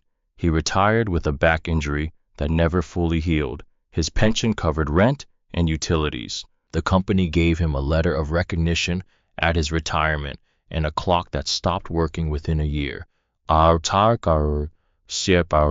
He looked at the window at the landscape below, resolving from cloud shadow into the specific geometry of the Midwest. He loved this airline, James said, not the management, not the corporate structure, the actual thing, the routes, the idea that you could put two people on opposite sides of the country within reach of each other in 4 hours. He thought that was genuinely remarkable. He told me so more times than I can count usually on the drive home from a shift that had gone long and in weather that had made it longer. Margot set the coffee pot down on the table between them. She did not speak. She was giving the story the space it needed. "What happened at the terminal this morning was not a surprise to me," James continued. "I have been experiencing versions of that morning for 27 years. What I needed to know before this acquisition closed was whether the damage I had read about in the management reports and the HR files and the complaint logs going back 5 years was the whole culture, or whether there was something at the center of it that was still worth building around." He looked at her directly. "You have been here 34 years. 34 years last March," Margot confirmed. "Then you have seen both things. The airline this was built to be and the airline it became. I need someone who carries both of those in their head at the same time, someone who has enough loyalty to the first version to want to fight for it, and enough honesty about the second to tell me where the damage actually lives without softening it for the benefit of the conversation." Margot was quiet for a moment. Outside the window, the cloud cover had broken completely, and the landscape had given way to the long, flat geometry of the American interior roads and fields arranged in the patient grid of a country built by people who believed in straight lines and the usefulness of being able to see far. "What are you asking me?" she said.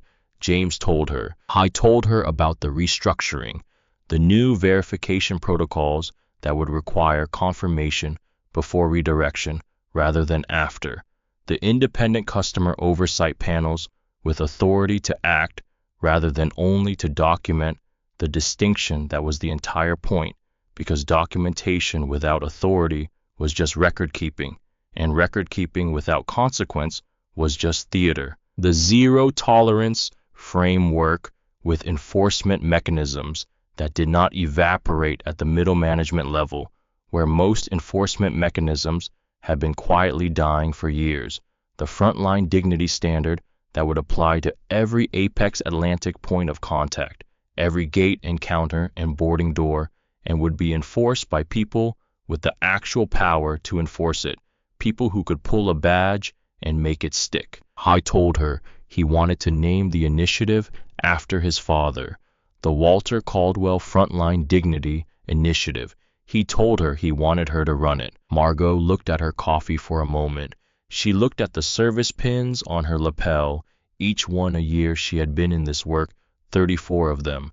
She looked at the window at the country she had been crossing at altitude for 34 years, while the people below it went about their lives without knowing her name or what she did to keep things running in the air above them. Do I have real authority, she said. Not report filing authority, not recommendation authority, real authority. Badge pulling authority, James said.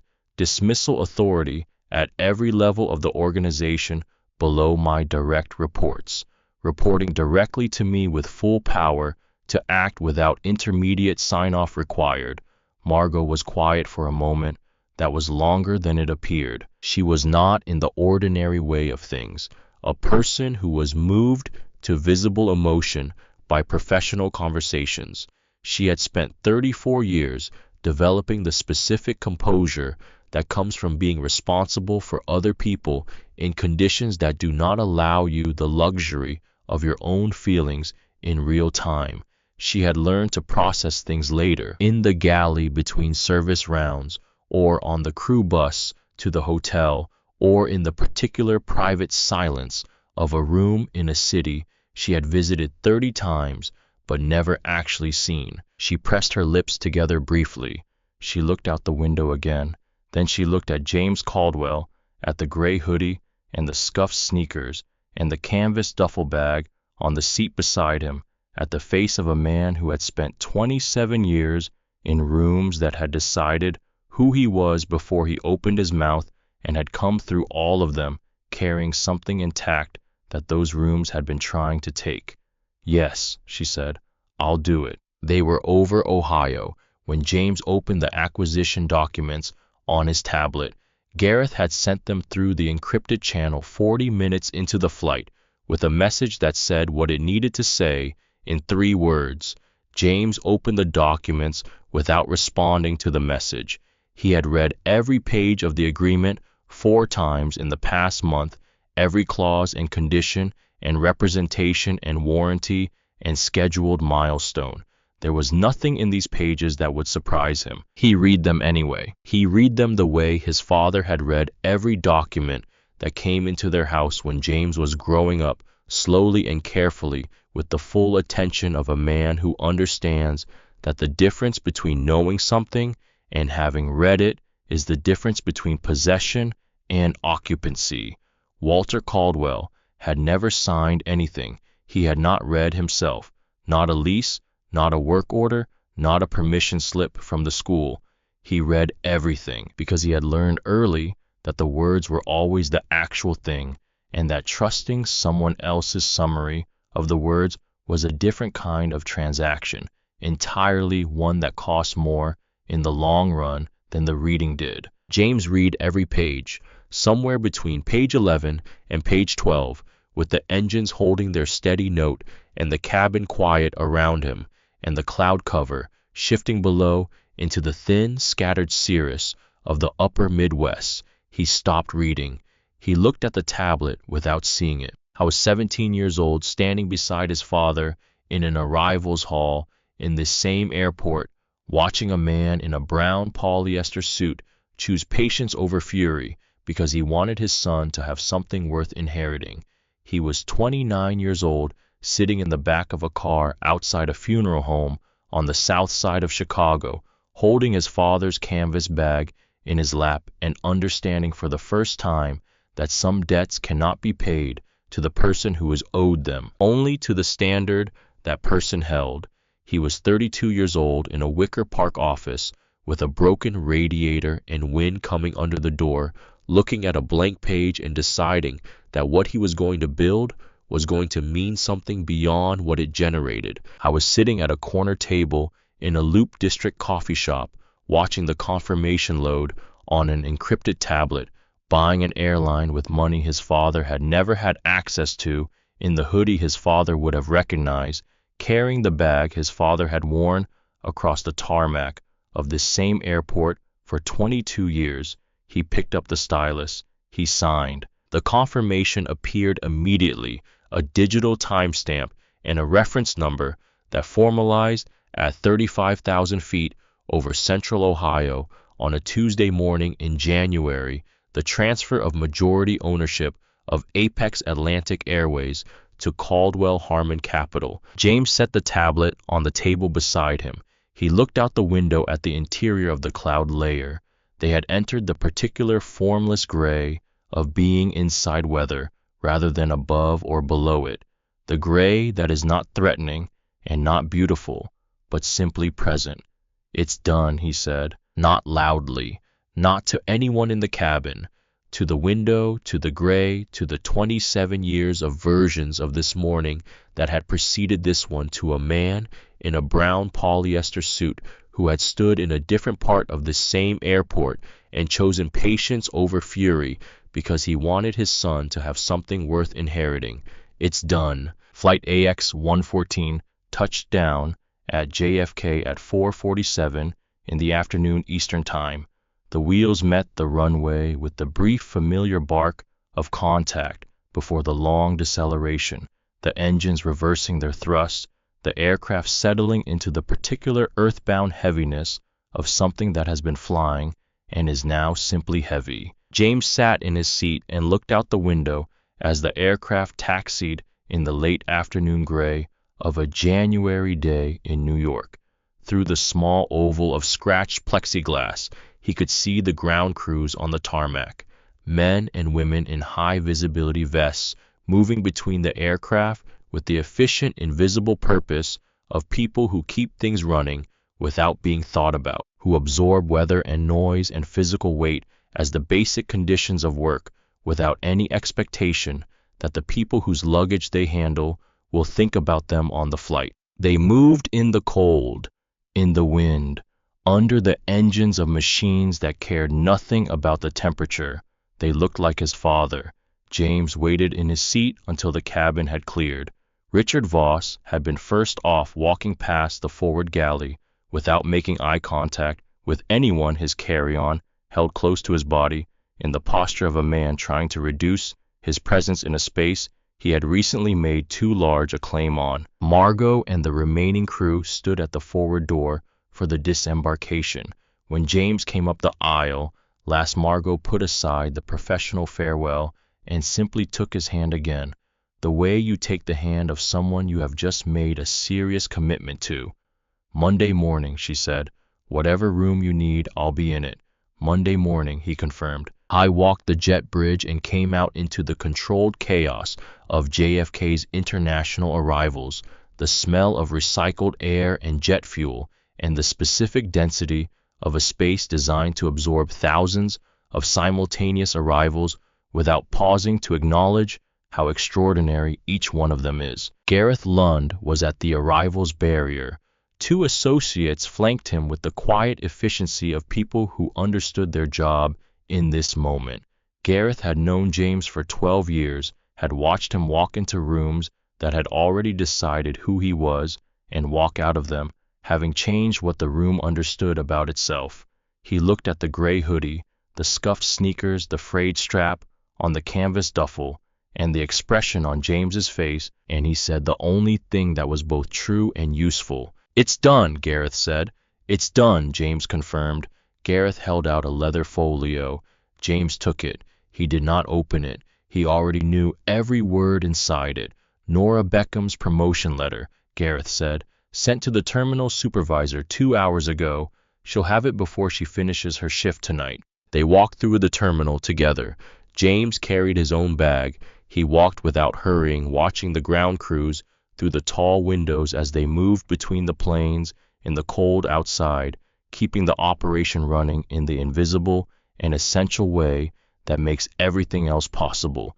The departures and the arrivals and the reunions and the beginnings, all of it resting on the shoulders of people in high visibility vests who go home at the end of a shift with aching backs and nobody's gratitude and do it again the next morning. I thought about Walter Caldwell doing this work for 22 years, standing on a tarmac at O'Hare in January, in the wind off the lake, moving bags between aircraft that took other people to places Walter would never see, going home to a son he was putting through school on a ground crew supervisor's wages, holding himself in every room and at every desk that tried to make him smaller, with the dignity of a man who had decided long ago that his worth was not a negotiation and was not going to become one. For the first time in a long time, walking through JFK with his father's bag on his shoulder and the signed acquisition documents in the folio under his arm,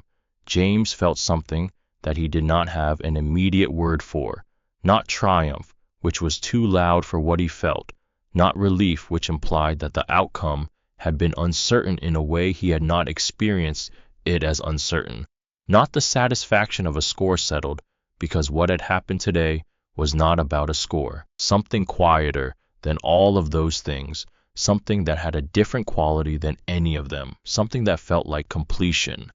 11 weeks later, on a Thursday morning at the end of April, James Caldwell walked back into Terminal 3 at O'Hare International Airport. Same gray hoodie, same faded dark jeans, same scuffed white sneakers, the left one with the thin crease across the toe box, same canvas duffel on his left shoulder, the strap still slightly frayed at the buckle in the same place it had been frayed since the last years of Walter Caldwell's time on this tarmac. I had booked the flight through the standard reservation system under his own name, without any executive notation, without any special designation, just a name in the system and a seat assignment and a departure time, the same information anyone would carry when they came to this terminal to go somewhere. He moved through the terminal the way he always moved through spaces, unhurried, watching. The first thing he noticed was the staff. At the standard check-in counters, near the entrance, an agent was crouched beside an elderly woman's carry-on bag, helping her reorganize the contents to meet the weight allowance, both of them laughing about something that had made the reorganization into something other than an inconvenience. The agent's body language was entirely present, entirely unbothered by the line forming behind them. At the information desk, 2 agents were working through a cluster of confused connecting passengers with the kind of individual focused attention that makes people feel solved rather than processed, handled rather than moved along. At the entrance to the Diamond First section, a uniformed agent stood at the rope and made eye contact with the passenger approaching and smiled a real smile, the kind that requires the rest of the face to participate and that cannot be produced without the intention behind it. James stopped walking. He stood in the middle of Terminal 3 and looked at all of this for a long moment, at the ordinary, unremarkable, enormously difficult work of treating people like people, at the thing that should not require a new ownership and an 11-week restructuring, an initiative named after a man in a brown polyester suit to exist, but that had somehow, in this terminal, in this airline, been allowed to erode until it required exactly that to come back. Then he walked to the Diamond First podium. Nora Beckham saw him before he reached the rope. She was behind the desk reviewing the morning manifest, the same task she had been performing on the morning 11 weeks ago when she had seen the 3 notation flags on a booking and understood what they meant and chosen for 23 minutes to do nothing, while the situation moved further from the point where it could be corrected quietly. She looked up at the figure approaching in a gray hoodie and scuffed sneakers and recognized him immediately, not from the coverage that had followed the incident, not from the briefings that had come with her new role, but from the 23 minutes she had spent watching his face across a desk and understanding too late, and then just in time, what it cost to see someone clearly and choose to look away. She came out from behind the podium to meet him, not to intercept, to meet. The distinction was the whole thing. "Mr. Caldwell," she said. Her voice was steady. She stood with the particular quality of a person who is exactly where they are supposed to be and knows it. "Nora," he looked at her for a moment with the genuine attention he gave to things that mattered. "You look like you belong here." She smiled, a real one, unguarded, the kind of smile that happens before you remember that you were going to manage your expression. "I got you something," she said. She went back to the desk and returned with a sealed envelope. He opened it. Inside was a reprinted version of the Founder's Pass, produced on the same cream-colored cardstock, with the same weight and feel as the original, the same embossed crest in the upper left corner, the stylized wing over the compass, rose that Apex Atlantic had used in its founding years, the same letterpress type that you could feel if you ran a finger across it, exact in every detail to the one that had been placed in 2 pieces on this desk 11 weeks ago. Beside it, a laminated identity card, his name, his photograph, the new Apex Atlantic crest, the updated design the branding team had finalized in February after extensive conversation about what the company was trying to become, and on the back in small clean type that required no announcement because it was simply true and did not need to be anything more than true, Walter Caldwell Frontline Dignity Initiative, bearer James Caldwell, owner. Margot's panel designed the new format, Nora said, scannable, verifiable, registered in the new system, impossible to mistake for anything other than exactly what it is. James held the laminated card in both hands. He turned it over. He read his father's name on the back of it. He was quiet for long enough that the quiet had its own weight, long enough that Nora understood she was witnessing something private happening in a public space and chose not to fill it with anything. He reached into the inside pocket of his jacket. He took out the 2 halves of the original Founder's Pass, the ones he had carried since the morning Vivian Strell had torn them and pushed them across the desk toward him. He had carried them in that pocket for 11 weeks through every meeting and every flight and every conversation about what came next. He looked at the split barcode and the divided code and the separated halves of the embossed crest. Then he looked at the new card in his other hand with his father's name on the back of it, in clean type registered in the system, impossible to mistake. He put the new card carefully into the same pocket where the torn halves had been. He held the torn halves for a moment longer. Then he placed them in the envelope Nora had brought, folded the envelope closed, and held it. They were not nothing. They were a record of the moment when the truth had demonstrated clearly and permanently and in front of witnesses that it does not require assistance. It only requires someone willing to remain standing long enough for it to arrive. But they did not need to be carried anymore. What they represented had been replaced by something that could not be torn. "How is the panel going?" he said. "Margot pulled 2 badge revocations last month," Nora said, "both upheld on appeal review. The first managers through the new certification protocol completed it last week." She paused. "Word is moving through the roster. Fast enough." She considered the question honestly, without the reflex to reassure, without the automatic optimism that junior employees sometimes produce for senior ones. "Fast enough," she said. James nodded. He looked out at the terminal, at the passengers moving through in the full, unreduced variety that airports actually contain. Tired people and hopeful people. People at the beginning of something and people at the end of something. People carrying things that mattered to them and people who had already put down everything that mattered and were traveling light for the first time in years. The staff moved among them with a baseline of care that he had noticed the moment he walked in. Not perfect, because perfection was not the standard and had never been the standard that mattered. The standard was presence. The standard was seeing the person in front of you before you saw anything else about them. It was not finished. He had not expected it to be finished. 11 weeks is long enough to change a policy. It is not long enough to change a culture, because culture is the accumulated weight of 1,000 daily choices made by people who are not being watched, and changing it requires making different choices when nobody is watching until the different choices become the choices that feel natural. That takes longer than 11 weeks. It takes longer than 11 years. But it had started, and starting when the thing that needed to start had been stopped for long enough was not a small thing. Any trouble at this desk in the past month, he asked. One near incident. Evening shift. An agent redirected a passenger with a valid first-class booking. The passenger came to me directly. I reviewed the booking, corrected the agent, and filed a full report within the hour.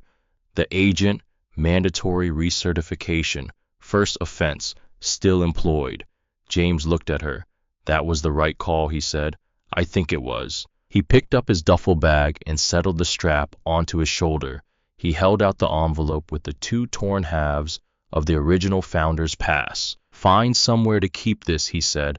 Not on display. Somewhere the people who work this desk can find it if they need to remember what this morning looked like before it looked like this. He nodded at the terminal, around them at the agent, still laughing with the elderly woman at the check-in counter, at the information desk, still patient with the connecting passengers, and what it cost to get from there to here.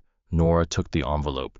Keep going, James said. He lifted the duffel strap onto his shoulder and walked toward the gate. He walked the way Walter Caldwell had walked through the arrivals hall 27 years ago on a December night in the same terminal, moving through the space with the quiet self-possession of a man who understands his own value and has no need to demonstrate it to strangers, who carries himself without ornament and without apology, with the simple authority of something that was built to last.